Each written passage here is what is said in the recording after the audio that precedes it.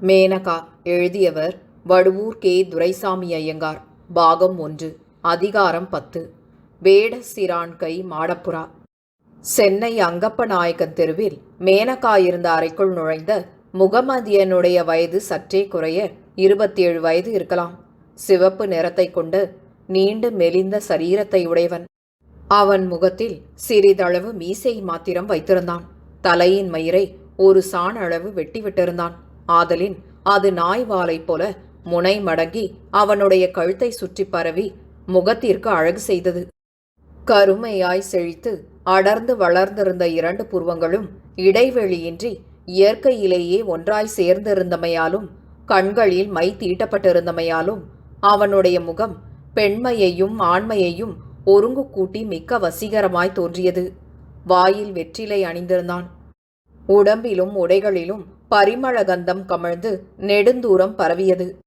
அவனுடைய இடையில் பட்டு கைலியும் உடம்பில் பவுன் பொத்தான்களைக் கொண்ட மஸ்லின் சட்டையும் தோளில் ஜரிகை உருமாலையும் அணிந்திருந்தான்.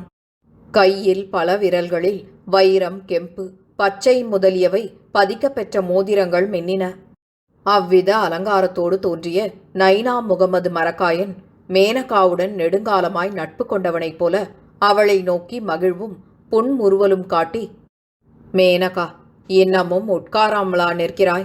இவ்வளவு நேரம் நின்றால் உன் கால் நோகாதா? பாவம், எவ்வளவு நேரமாய் நிற்பாய்? அந்த சோபாவில் உட்கார். இது யாருடைய வீடோ என்று யோசனை செய்யாதே. இது உன்னுடைய வீடு. எஜமாட்டி நிற்கலாமா? எவனோ முகமறியாதவன் என்று நினைக்காதே. உன்னுடைய உயிருக்குயிரான நண்பனாக என்னை மதித்துக்கொள் என்றான். அவன் தனது பெயரை சொல்லி அழைத்ததும் ஆழ்ந்த அன்பை காட்டியதும் அவனுடைய மற்ற சொற்களும் அவனது காமாதூர தோற்றமும் அவளுக்கு கனவில் நிகழ்வன போல தோன்றின. அது இந்திரஜால தோற்றமோ அன்றி நாடகத்தில் நடைபெறும் ஏதாயின் காட்சியோ என்னும் சந்தேகத்தையும் மனக்குழப்பத்தையும் கொண்டு தத்தளித்து அசைவற்று சொல்லற்று கற்சிலை போல நின்றாள். நாணமும் அச்சமும் அவளுடைய மனத்தை வதைத்து அவளது உடம்பை குன்ற செய்தன. அன்றலர்ந்த தாமரை மலர் காம்போடி பட்டதைப் போல முகம் வாடி கீழே கவிழ்ந்தது. வேறொரு திக்கை நோக்கி திரும்பி மௌனியாய் நின்றாள். சிரம் சுழன்றது.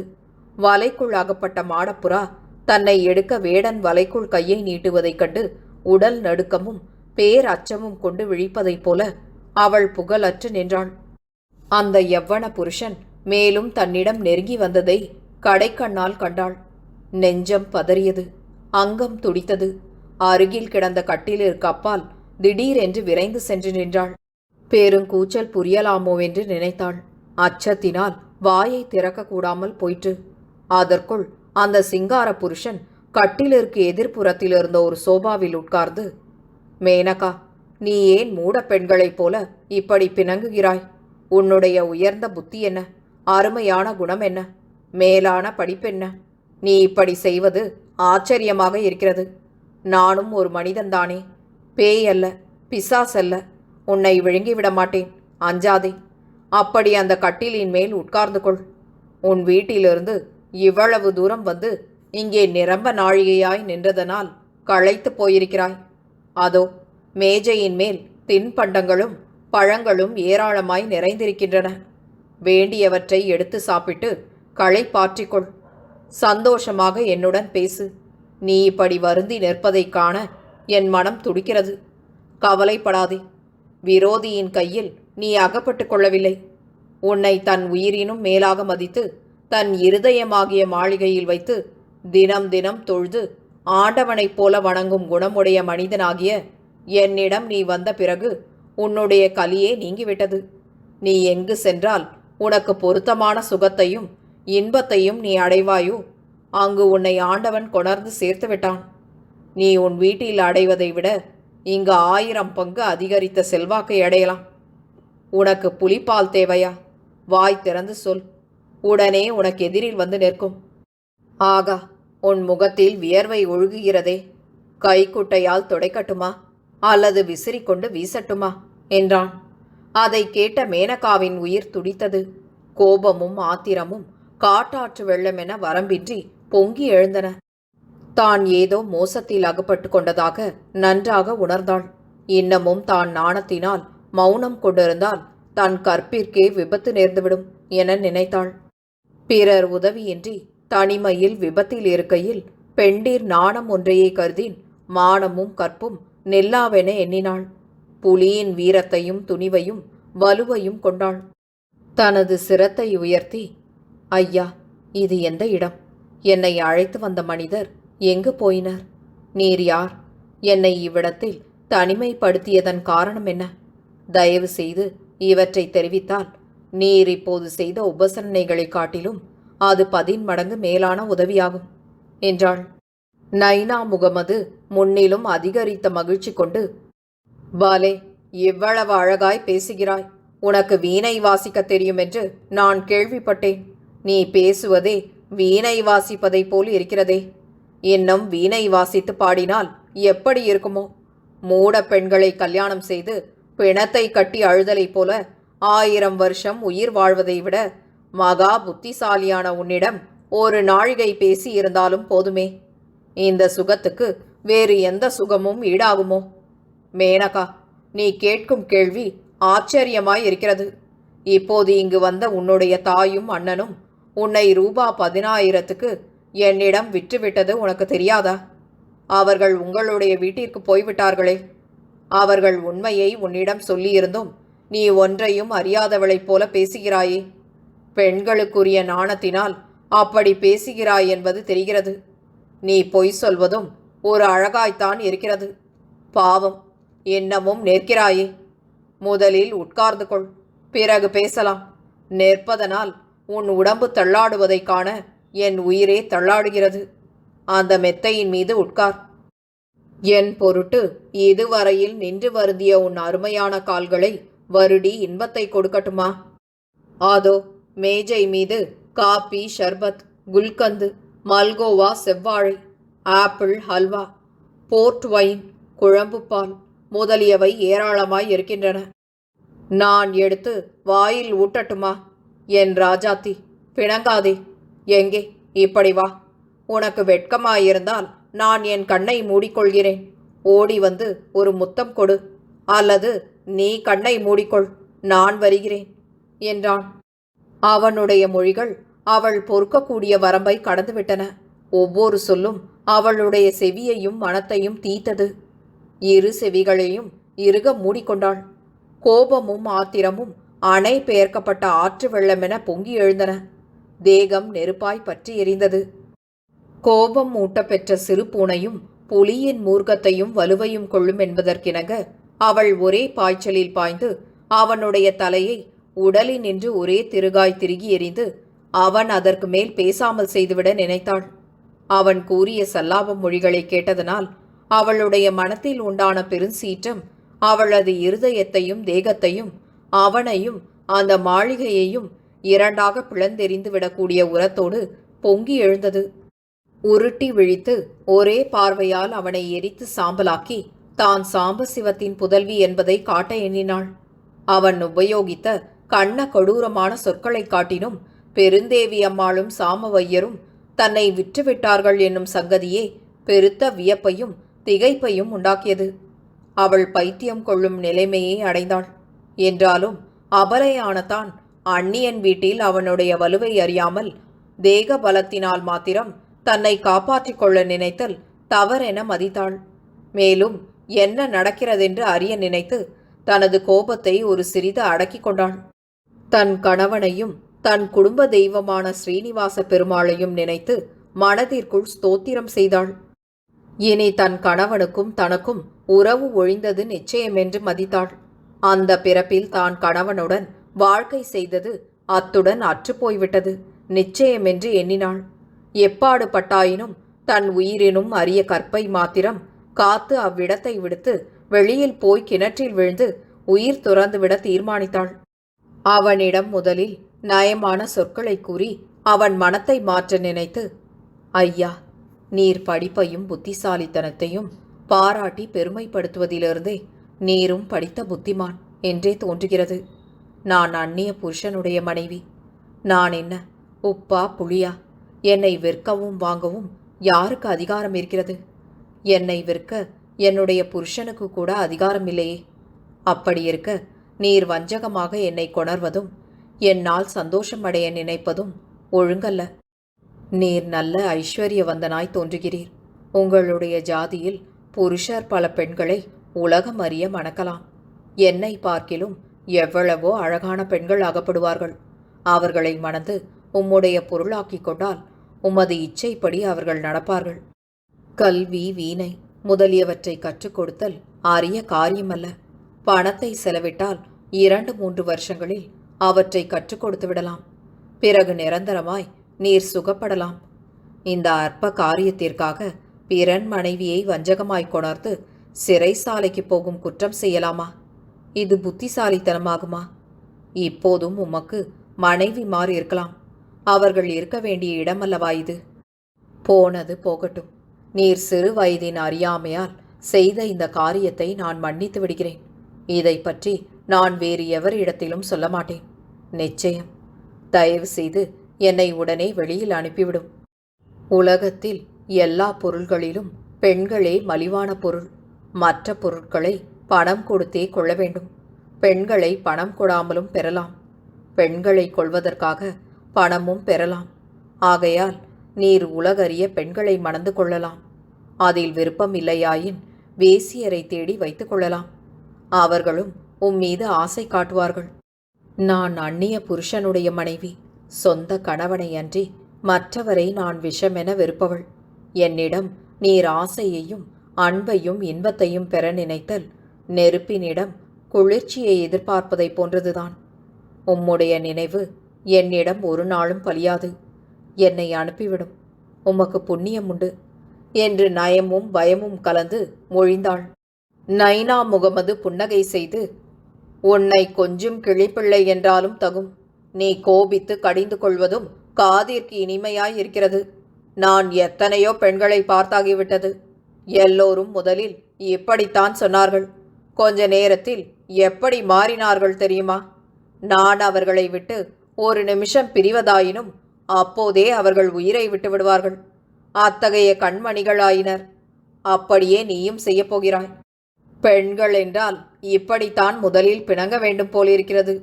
எனக்கு உன் மீது ஆழ்ந்த காதல் இருக்கின்றதா என்று பார்த்தது போதும். நான் அல்லாஹுதா மீது சத்தியம் செய்கிறேன். இனி நீயே என் உயிர், நீயே என் நாயகி, நீயே என் செல்வம், நீயே நான் தொழும் ஆண்டவன். இந்த உடல் அழிந்தாலும் நான் உன்னையன்றி வேறு பெண்களை கண்ணால் பார்ப்பதில்லை. உன் மீது எனக்குள்ள ஆசையை நான் எப்படி விவரித்து சொல்லப்போகிறேன்? நாம் 100 வருஷம், 1000 வருஷம், கோடி வருஷம் இந்த உலகம் அழியும் வரையிலும் ஒன்றாய் கூடியிருந்து இன்பம் அனுபவித்தாலும் அது தெவிட்டுமோ? என் ஆசை குறையுமோ? நான் இறந்தாலும் மேனகா என்றால் என் பிணம் எழுந்து உட்காரும். என் உடம்பு மண்ணோடு மண்ணாக மாறினும் மேனகா வருகிறாள் என்றால் அவளுடைய பாதம் நோகுமோ என்று அந்த மண் நெகிழ்ந்து தாமரை இதழின் மென்மையை தரும் என்றான். பாத்திரம் அறிந்து பிச்சை இட வேண்டும் ஐயா. இவ்விடத்தில் உதவியின்றி அகப்பட்டு கொண்டேன். ஆகையால் உம்மைத்தான் ஒரு மனிதனாய் மதித்து மரியாதை செய்து மறுமொழி தருகிறேன். இத்தகைய அடாத காரியத்தை செய்த நீர் எனக்கு உதவி கிடைக்கும் வேறு இடத்தில் இருந்தீரானால் உம்மை நான் மனிதனாகவே மதிக்கிறேன். கேவலம் நாயிலும் கடையாய் மதித்து தக்க மரியாதை செய்து அனுப்பியிருப்பேன். அவ்வாறு உம்மை அவமதிக்கும் என்னிடம் நீர் ஆசை கொள்வதனால் பயன் என்ன? உலகத்தில் என்னுடைய கணவன் ஒருவனே என் கண்ணிற்கு புருஷன் அன்றி மற்றவர் அழகில்லாதவர், குணமில்லாதவர், ஆண்மை இல்லாதவர், ஒன்றுமற்ற பதர்கள். உம்மை கொடிய பகைவனாக மதித்து வெறுக்கும் என்னை வெளியில் அனுப்புதலே உமது கௌரவத்துக்கு அழகின்றி என்னை நீர் இனி கண்ணெடுத்து பார்ப்பதும் பேடித்தனம் என்றாள். அதற்கு நைனா புன்னகை செய்து, என் ஆசை நாயகி அல்லவா நீ? நீ எவ்வளவு கோபித்தாலும் எனக்கு உன் மீது கோபம் உண்டாகும் என்று சிறிதும் நினைக்காதே. ஒரு நிமிஷத்தில் நீ என்னுடைய உயிரையும் மனதையும் ஆசையையும் கொள்ளை கொண்டு விட்டாய். உன் புருஷன் உன்னை எவ்வளவு வைது அடித்து சுட்டு துன்புறுத்தினாலும் நீ அவனையே விரும்புகிறாய். அப்படி நீ என்னை இழிவாய் பேசுவதும் கடிந்து வெறுப்பதும் எனக்கு இன்பத்தை தருகின்றனவன்றி துன்பமாக தோன்றவில்லை. வீணில் பிடிவாதம் செய்யாதே. நீ எவ்வளவு தந்திரமாக பேசினாலும் அல்லது வெறுத்து பேசினாலும் நான் உன்னை விடப்போகிறதில்லை. என் படுக்கைக்கு அருகில் வந்த பெண் மயிலை நான் விடுவேனாயின் என்னை காட்டிலும் பதர் எவனும் இருக்க மாட்டான். நீ எப்படியும் என்னுடைய ஆலிங்கனத்திற்கு வந்தே தீர வேண்டும். அதை நீ வெறுப்போடு செய்வதை விட விருப்பத்தோடு செய்வதே உனக்கும் நன்மையானது, எனக்கும் நன்மையானது. உங்களுக்கு ஒரே புருஷன் மீதுதான் விருப்பம் என்பதென்ன? எங்களிடம் வெறுப்பென்ன? அந்த ஆசை என் மீதும் உண்டாகும் என்பதை நான் உனக்கு காட்டுகிறேன். ஆரம்பத்தில் இப்படித்தான் இருக்கும். அதை பற்றி கவலைப்படாதே. மாற்றமில்லாத தங்கமல்லவா நீ? இவ்வளவு பாடுபட்டு கொணர்ந்த உன்னை விட்டுவிட என் மனம் சகிக்குமா? இன்றைக்கு நான் உன் அருகிலும் வருவதில்லை. நீ ஏதாயினும் ஆகாரம் செய்துவிட்டு சுகமாய் படுத்துக்கொள். 2 நாளில் நீயே என்னை விரும்புவாய் என்றான். மேனகா கோபத்தோடு, உமக்கேன் அவ்வளவு வீண் பிரயாசை? இருப்பதை மாற்றவும் இல்லாததை உண்டாக்கவும் உம்மால் ஆகுமா? நாயின் வால் ஏன் கோணலாயிருக்கிறதென்று நீர் கேட்க முடியுமா? அல்லது அதை நிமிர்க்க உம்மால் ஆகுமா? மனிதன் சேற்றில் கல் இருக்கிறதென்று அதை நீக்கிவிட்டு ஏராளமாக போராய் அகப்படுகிறதென்று வைக்கோலை தின்பதுண்டா? என் புருஷன் என்னை கொடுமையாய் நடத்துகிறார். நீர் கொள்ளை கொள்ளையாய் ஆசை வைக்கிறீர். அதனால் என்னுடைய உயிருக்குயிரான நாதனை நான் விலக்க முடியுமா? அது ஒரு நாளும் பழிக்கக்கூடிய காரியமல்ல. நீர் என்னை இப்படி வருத்துதல் சரியல்ல. விட்டுவிடும். உம்முடைய கோஷா மனைவியை வேறு ஒருவன் அபகரித்து போய் தனக்கு வைப்பாட்டியாயிருக்க வற்புறுத்தினால் அது உமக்கு எப்படி இருக்கும்? இது ஒழுங்கல்ல. வேண்டாம், விட்டுவிடும். இதுகாரும் நீர் உம்முடைய மனைவியிடத்தில் அனுபவிக்காத எவ்விதமான புதிய சுகத்தை நீர் அயலான் மனைவியிடம் அடையப் போகிறீர். இந்த வீணான பைத்தியத்தை விடும் என்றாள். நைனா புன்சிரிப்போடு, நீ வக்கீலின் பொண்டாட்டி அல்லவா? வக்கீல்கள் 2 கட்சியிலும் பேசுவார்களே. நீ இதுவரையில் உன் புருஷன் கட்சியை தாக்கி பேசினாயே. இப்போது என் கட்சியை கொஞ்சம் பேசு. நீ சொல்லும் ஒவ்வொரு சொல்லுக்கும் 1000 ரூபாய் பீஸ் தருகிறேன். நான் உன் புருஷன் கட்சியை பேசுகிறேன். நீ என்னிடம் வந்துவிட்டபடியால் உன் புருஷன் பெஞ்சாதி இல்லாமையால் வருந்துவான். உனக்கு பதிலாக என்னுடைய மனைவியை அனுப்பிவிடுகிறேன். கவலைப்படாதே. நீ இங்கே இருந்து விடு. எவ்வளவோ படித்த நீ உங்கள் புராணத்தை படிக்கவில்லையா? முன்காலத்தில் திரௌபதி 5 புருஷரை மணந்து திருப்தி அடையாமல் 6வது புருஷன் வேண்டும் என்று ஆசைப்பட்டாளே. அவளை பதிவிரதைகளில் ஒருத்தியாகத்தானே நீங்கள் நினைக்கிறீர்கள்? என்னை தவிர நீ இன்னும் 4 புருஷர் வரையில் அடையலாம். அதற்கப்புறமே நீ பதிவிரதத்தை இழந்தவளாவாய். அதுவரையில் நீ பதிவிரதைதான். கவலைப்படாதே. உன்னுடைய கணவன் அறியவே நீ இதை செய்யலாம். கோபிக்காதே. நான் அருகில் வந்து உபசாரம் செய்யவில்லை என்று வருத்தம் போலிருக்கிறது. அப்படி நான் கௌரதை பாராட்டுகிறவன் அன்று. இதோ வருகிறேன். நான் உனக்கு இன்று முதல் சேவகன். இதோ வந்துவிட்டேன். என்ன செய்ய வேண்டும் சொல். முத்தம் கொடுக்கட்டுமா? உன் கணவன் கொடுக்கும் முத்தத்தை போல இருந்தால் வைத்துக்கொள். கசப்பாயிருந்தால் அதை திருப்பி கொடுத்துவிடு என்று மகிழ்ச்சி அன்றி கோபத்தை சிறிதும் காட்டாமல் வேடிக்கையாக பேசிய வண்ணம் எழுந்து அவளை பலாத்காரம் செய்யும் எண்ணத்துடன் காம விகாரம் கொண்டவனாய் அவளை நோக்கி நடந்தான். அவனது நோக்கத்தை கண்ட மேனகாவின் உடம்பு உச்சி முதல் உள்ளங்கால் வரையில் கிடுகிடுவென்று ஆடியது. உடம்பெல்லாம் வேர்த்தது. ரோமம் சிலிர்த்தது. மயிர்கால்களெல்லாம் நெருப்பாக எரிந்தது. கடைசியான விபத்து காலம் நெருங்கிவிட்டதாக நினைத்தாள். அந்த தூர்த்தனது கையில் அகப்படாமல் எப்படி தப்புவதென்பதை அறியாமல் கலங்கினாள்.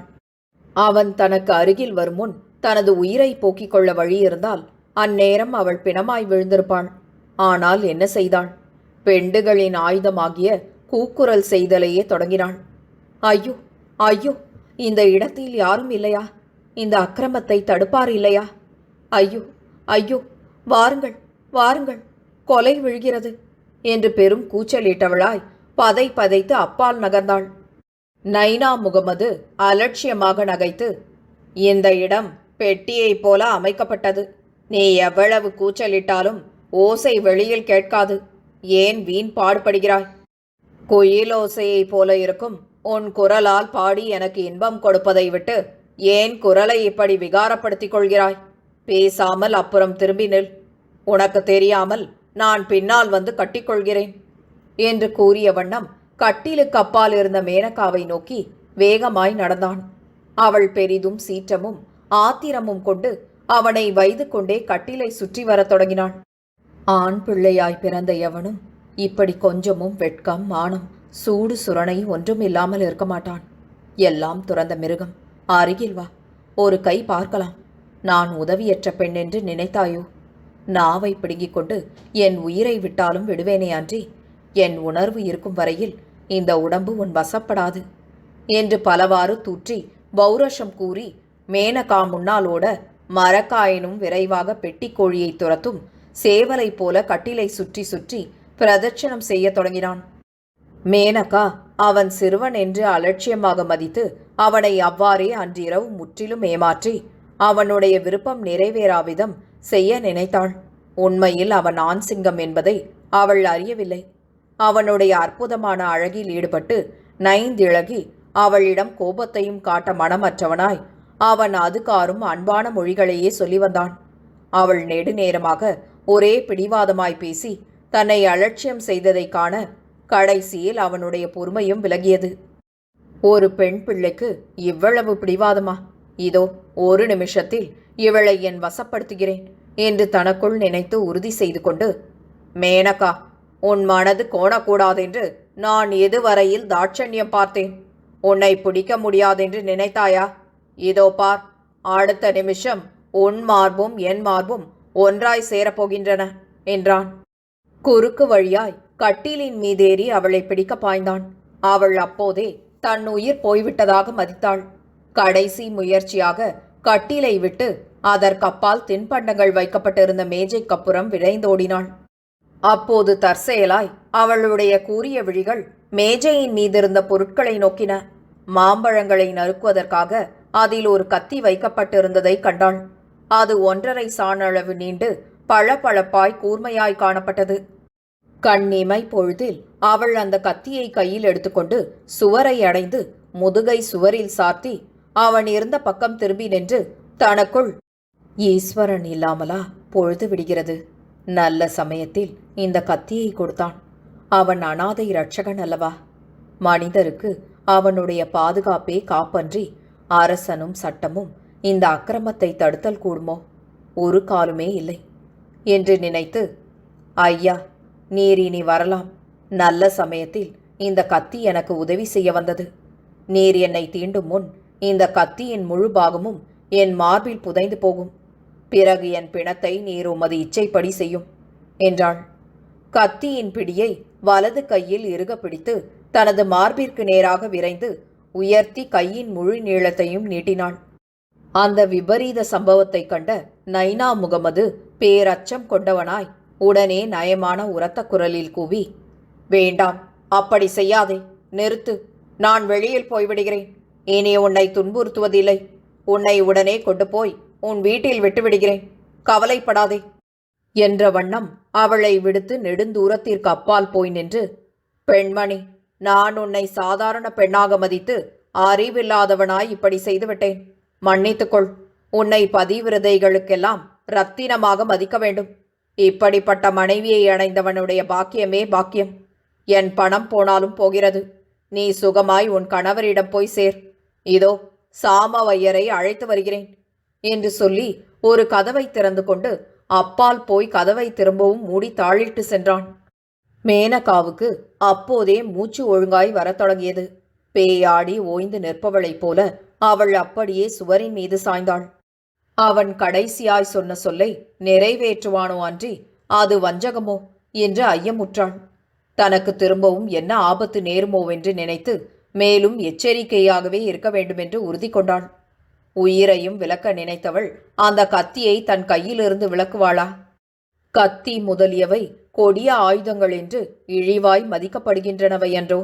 அது அப்போது அகப்படாதிருந்தால் அவளுடைய கதி எப்படி முடிந்திருக்கும்?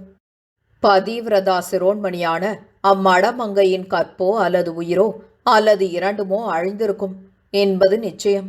இதனால் ஒரு துஷ்டனை அடக்கும் பொருட்டே கடவுள் இன்னொரு பெரிய துஷ்டனை படைக்கிறார் என்பது நன்கு விளங்கியது. கடவுளின் படைப்பு வெளி தோற்றத்திற்கு அரைகுறையாய் காணப்படினும் அது எவ்வித குற்றமற்ற அற்புத களஞ்சியமாயிருப்பதை நினைத்து மேனகா கடவுளின் பெருமையை கொண்டாடினாள்.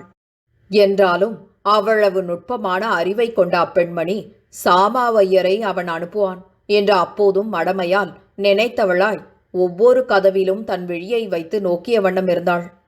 அந்த கொடிய காமதூரனது வீட்டை விட்டு வெளியில் எப்போது போவோம் என்று பெரிதும் ஆவல் கொண்டு வதைப்பட்டாள்.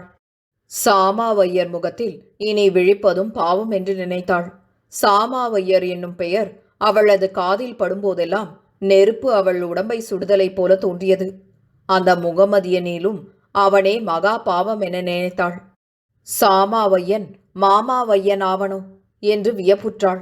என்றாலும் முள்ளை முள்ளால் விளக்குதல் போல சிறிய வஞ்சகன் வீட்டிலிருந்து வெளிப்பட பெரிய வஞ்சகனது உதவியை தேடுதல் தவறல்ல என்று நினைத்தாள். அவ்வாறு நெடுநேரம் சென்றது. காத்து காத்து கண்கள் பூத்தன. முகமதியனும் வரவில்லை, மாமாவையனும் வரவில்லை. எதிர் சுவரில் மாட்டப்பட்டிருந்த கடிகாரத்தை பார்த்தாள்.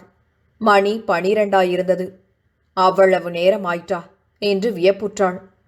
கடிகாரம் போகாமல் நிற்காதோ என்று அதை உற்று நோக்கினாள். அதில் டிக் டக் டிக் டக் என்ற ஓசை வந்து கொண்டிருந்தது. முகமதியன் சொன்னது பொய் என்று நினைத்தாள். அவன் தன்னை வெளியில் அனுப்ப மாட்டான் என்றும் திரும்பவும் அவன் வந்து தன்னை வற்புறுத்துவான் என்றும் அவள் உறுதியாக நினைத்தாள்.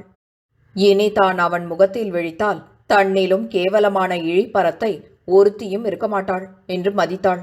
அன்றிரவு கழியும் முன் தான் அவ்விடத்தை விட்டு வெளியில் போய்விட வேண்டும்.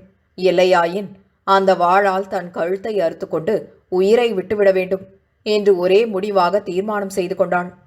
வெளியில் செல்வதற்கு ஏதாயினும் வழி இருக்கிறதோ என்று அவ்வறை முழுவதையும் ஆராயத் தொடங்கினாள். கதவுகளை அழுத்தி அழுத்தி பார்த்தாள். யாவும் வெளியில் தாழிடப்பட்டோ பூட்டப்பட்டோ இருந்தன. வெளியில் செல்வதற்கு எத்தகைய வழியும் காணப்படவில்லை. என்ன செய்வாள் அப்பேதை? ஓர் இடத்தில் கற்சிலை போல நின்றாள். தன் நினைவையும் விழிகளையும் ஒரு நிலையில் நிறுத்தி எண்ணம் இடலானாள். நான் வெளியில் போனால் எவ்விடத்திற்கு போகிறது? நான் கணவனிடம் போகாவிடில் எனக்கு வெளியில் எவ்வித அலுவலும் இல்லை. கணவனிடம் போய் சேர்ந்தால் நிகழ்ந்தவற்றை மறையாமல் அவரிடம் சொல்ல வேண்டும். ஸ்திரீகளுடைய கற்பின் விஷயத்தில் புருஷருக்கு பொறாமையும் சந்தேகமும் அதிகம். ஆகையால் அவர் ஏற்றுக்கொள்வாரோ அன்றி தூற்றி விளக்குவாரோ? நான் என் இருதயத்தை அறுத்து உள்ளிருக்கும் உண்மையை காட்டினாலும் அது ஜகஜால வித்தையோ என்று அவர் சந்தேகிப்பார். நான் ஒரு சிறிதும் மாசற்றவளாயிருப்பினும் அவர் என் மீது தம் மனதிற்குள்ளாயினும் வெறுப்பையும் ஐயத்தையும் கொள்வார். அந்தரங்கமான அன்பும் மனமார்ந்த தொடர்பும் இல்லாமல் போயின் வேண்டா வெறுப்பாய் வாழ்க்கை செய்வதை விட நான் உயிரை விடுவதே மேலானது. பாவியாகிய என்னால் பெற்றோருக்கும் பழிப்பு, கணவனுக்கும் தலைக்குனிவோடு ஓயா சந்தேகம், ஒழியா வேதனை, எனக்கும் மானக்கேடு.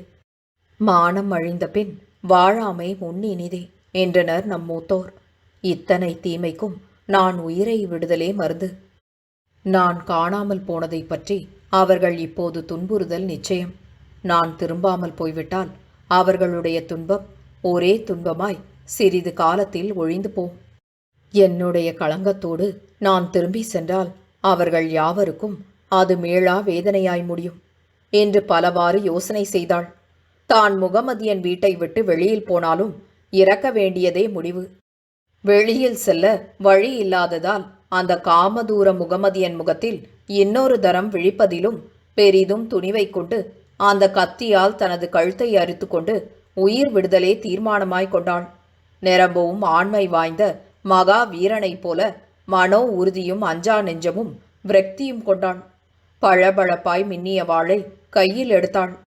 போரில் தோற்ற சுத்த வீரன் தனது பகைவன் கையில் அகப்பட்டு மானம் இழக்காமை கருதி இறக்க நினைத்து பகைவரின் குண்டு வரும்போது அதற்கெதிரில் தனது மார்பை விரித்து நின்று அதை ஏற்பவன் எத்தகைய மனோதிடத்தை கொள்வானோ அத்தகைய துணிவை கொண்டாள். இது விந்தையான செயலோ? உண்மையை காக்கும் பொருட்டு அரசியல், செல்வம், நாடு முதலியவற்றையும் நாயகன், புதல்வன் முதலியோரையும் போக்கிய மங்கையர்க்கரசியான சந்திரமதி இறுதியில் அதன் பொருட்டு தமது சிரத்தை நீட்டினாரன்றோ? அத்தகைய உத்தம மகளிர் அவதரிக்க உதவிய புனிதவதியான நம் பூமகளின் வயிறு மலடாய் போனதோ, அல்லது இனி போகுமோ? ஒரு காலும் இல்லை. எத்தனையோ சீதைகள், சாவித்திரிகள், சந்திரமதிகள், மண்டோதரிகள், தமயந்திகள், கண்ணகியர் தினம் தினம் இப்பூமாதேவியின் மணி வயிற்றில் தோன்றி குப்பையில் பூத்த தாமரை மலரைப் போல ஏழ்மையிலும் தாழ்மையிலும் இருந்து தம் புகழ் வெளிப்படா வகையில் அத்திருவயிற்றிற்கு திரும்பி போய் சேர்ந்த வண்ணம் இருக்கின்றனர். அவர்களின் சரித்திரத்தை பாடுவதற்கு வான்மீகிகளும் கம்பர்களும் புகழேந்திகளும் போதிய அளவில் எங்கிருந்து கிடைக்கப் போகின்றனர்? பதிவிரதா தர்மத்திற்கே இருப்பிடமான இப்புண்ணிய உருவும் கற்பின் திரளுமாய் தோன்றும். 21 தலைமுறையில் அவர்களுடைய முன்னோர் இயற்றிய மகா பாத்திரங்கள் எல்லாம் தொலைய அவர்கள் புனிதம் எய்துவர் என்பது முக்காலும் திண்ணம். அத்தகைய புகழை நமது நாட்டிற்கு உதவும் பெண்மணிகளில் ஒருத்தியான மேனகா என்ன செய்தாள்? வாளை கையில் எடுத்தாள்.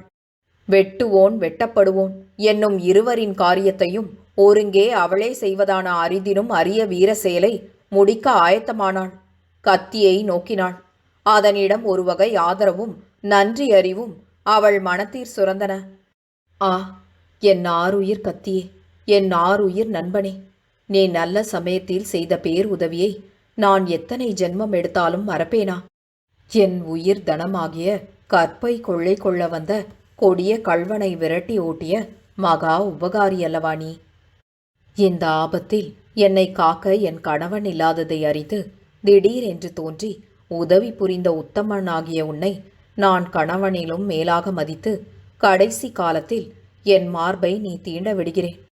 நீ என் மார்பின் வெளிப்புறத்தை மாத்திரம் தீண்டுதல் போதாது, அதன் உட்புறத்திலும் நுழைந்து அதற்குள்ளிருக்கும் என் இருதயத்தையும் இரண்டாக பிளந்து அதற்குள் நிறைந்திருப்பது என்னவென்று பார். அங்கு நிறைந்திருக்கும் என் கணவன் உருவை மாத்திரம் ஒரு சிறிதும் வருத்தாதே. வாழே, ஏன் தயங்குகிறாய்? உன் மானத்தை காப்பாற்றியது உன்னை கொல்வதற்குத்தானோ என்று கேட்கிறாயோ? அன்றி என் இருதயத்தை பிளந்துவிட்டால் பிறகு என் கணவன் வடிவத்திற்கு இருப்பிடமில்லாமல் போகிறதே என்று நினைக்கிறாயோ என்று பலவாறு கத்தியோடு மொழிந்தாள். அப்போது அவளுடைய கணவனது வடிவம் அகக்கண்ணிற்கு தோன்றியது. நெஞ்சு இழகி நைந்தது. இருப்பினும் எக்கினும் வலியதாய் தோன்றிய அவளது மனதின் உறுதி தளர்வடைந்து அவன் மீது வைத்த காதலும் வாஞ்சையும் திரும்பின. கண்களில் கண்ணீர் வழிந்தது. என்ன செய்வாள்? ஆ, என் பிராணநாதா, என் மனதிற்குகந்த மனோகர வடிவே, இணையற்ற இன்பம் பாய்ந்த என் மன்மத துரையே, உங்களிடம் இந்த 5 நாட்களாய் நான் அனுபவித்த ஸ்வர்க்கபோகமாகிய பேரானந்த சுகம் ஈஸ்வரனுக்கு கூட சம்மதி இல்லை போலிருக்கிறது. நான் இந்த உயிரெடுத்து இவ்வளவு காலம் இவ்வுலகில் வாழ்ந்ததற்கு இந்த 5 நாட்களே நல்ல நாட்கள். இவைகளே பயன்பட்ட சுபதினங்கள். மற்ற நாட்கள் யாவும் சாம்பலில் வார்த்த நெய் போல அவமாக்கப்பட்ட நாட்கள்தாம். இனி நான் உங்களை எங்கு காணப்போகிறேன்? சர்க்கரை பந்தலில் தேன்மழை பொழிந்தது போன்ற உங்களுடைய சொல் அமுதை இனி என் செவி எப்போது அள்ளி பருகப் போகிறது? அதனால் என் உடம்பு இனி ஒரு தரமாயினும் பூரித்து புழங்காகிதம் அடையப் போகிறதோ? இந்த சுகம் நீடித்து நிற்கும் என்றல்லவோ பாவியாகிய நான் நினைத்தேன். தெய்வம் என் வாயில் நன்றாக மண்ணை போட்டுவிட்டதே. என் உயிரே, என் தெய்வமே, உம்மை விடுத்து பிரிய மனம் வருமோ? நான் வாளால் என் கழுத்தை அறுத்து கொண்டாலும் உங்களிடம் சுகம் பெற்ற இவ்வுடம்பை விட்டு என் உயிர் போகுமோ? என் கட்டைதான் வேகுமோ? என் மனம்தான் சாகுமோ? என் செல்வமே, உங்களை விட்டு எப்படி பிரிவேன்? உங்களுடைய பொருளாகிய கற்பை பறிகொடுக்க மனமற்று என் உயிரையே கொடுக்க இணங்கிவிட்டேன். இனி சாகாமல் தப்புவது எப்படி? நாம் இருவரும் ஒன்றாயிருக்க கொடுத்து வைத்தது இவ்வளவே. நீங்கள் என் பொருட்டு வருந்தாமல் சௌக்கியமாக இனி வேறொரு மங்கையை மணந்து இன்புற்று வாழுங்கள். அதை பற்றி நான் வருந்தவில்லை துரையே. போகிறேன், போகிறேன். பட்சம் மறக்க வேண்டாம், அன்பை துறக்க வேண்டாம். முத்து மாலை கீழே விழுதலைப் போல கண்ணீர் வழிந்து பார்வையை மறைத்தது. அப்படியே நைந்து இழகி உருகி அன்பு குவியலாய் ஆசைமயமாய் கண்களை மூடி ஒரு நிலையிலிருந்து தன் கணவன் வடிவத்தை அகக்கண்ணில் கொண்டு அதில் ஈடுபட்டு ஆனந்த வாரியில் தோய்ந்து அசைவின்றி ஓய்ந்து உலகத்தை மறந்து மனோமேய்களை உணராமல் நின்று அசைந்தாடினாள். அவ்வாறு 1/4 நாழிகை நேரம் சென்றது. அந்த சமாதி நிலை சிறிது சிறிதாய் விலகத் தொடங்கியது. தான் இருந்த அறையின் நினைவும் தன் விபத்தின் நினைவும் தான் செய்ய வேண்டுவதான காரியத்தின் நினைவும் மனத்தில் தலை காட்ட ஆரம்பித்தன. திரும்பவும் தனது கையில் இருந்த வாளை நோக்கினாள். அவளுடைய உரத்தையும் துணிவையும் கொண்டாள். உயிரை துரும்பாக மதிக்கும் வீராதி வீரனைப் போல கத்தியை கையில் எடுத்தாள். தந்த தகட்டைப் போல மின்னி கண்களை பறித்து மனதை மயக்கி அழகே வடிவமாய் தோன்றிய அவளது மார்பில் அந்த வாள் வலுவாக நுழையும்படி அதற்கு விசையூட்ட நினைத்து தனது கையை நன்றாக நீட்டி இலக்கு பார்த்தாள். அதற்குள் அவளுக்கு மிக அருகில் இருந்த ஒரு கதவு படீர் என்று திறந்தது. மின்னல் தோன்றுதலைப் போல திடீரென்று ஒருவருடைய கரம் தோன்றி அந்த கத்தியை வெடுக்கென்று அவள் கரத்தினின்று பிடுங்கிவிட்டது. ஐயோ, முகமதியன் கத்தியை பிடுங்கிவிட்டானே, இனி என்ன செய்வேன் என்று நினைத்து பேரச்சம் கொண்டு பதறி கீழே விழுந்து மூர்ச்சித்தாள். வடுவூர் கே. துரைசாமி ஐயங்காரின் இந்த நாவலை உங்களுக்காக வாசித்தது நிமா மனோ. கேட்டு மகிழ்ந்து விரும்பி பகிர்ந்து பதிவு செய்யவும். நன்றி.